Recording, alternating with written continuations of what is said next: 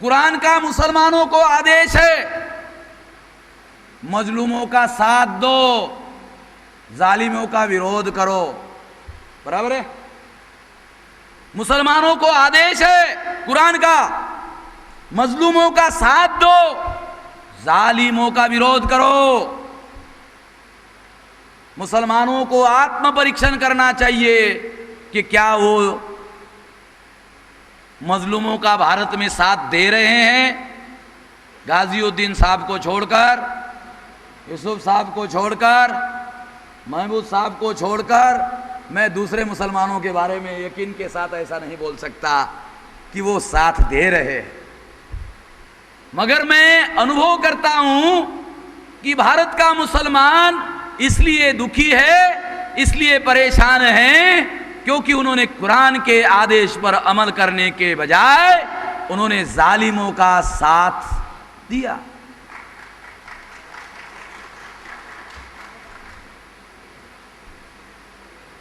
जो जालिमों का साथ दे रहे हैं मैं उनको भी दोष नहीं देता हूं, मैं उनको जगाने की बात करता हूं, दोष देने के लिए नहीं कह रहा हूं।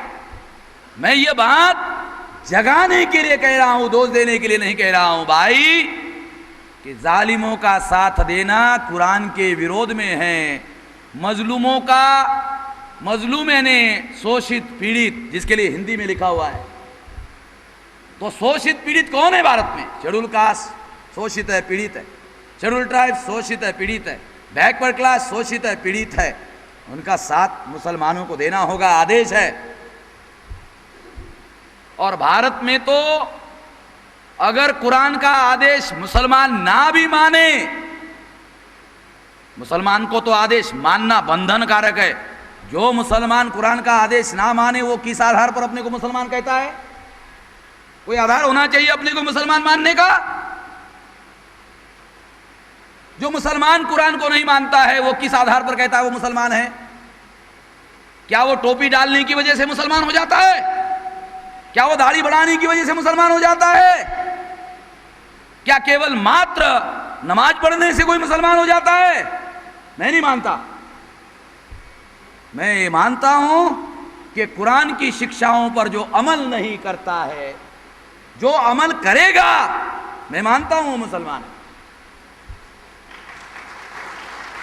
मुझे किसी ने बताया, पता नहीं गलत है सही है, कि मुसलमान शब्द का अर्थ है जिसका ईमान मुसल्लल है। पता नहीं गलत है सही है।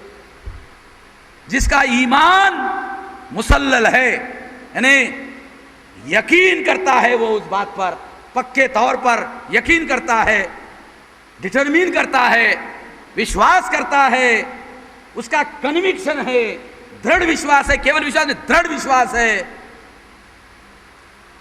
इसका मतलब है उसका ईमान मुसल्लल है, और जिसका ईमान मुसल्लल है वो मुसलमान है।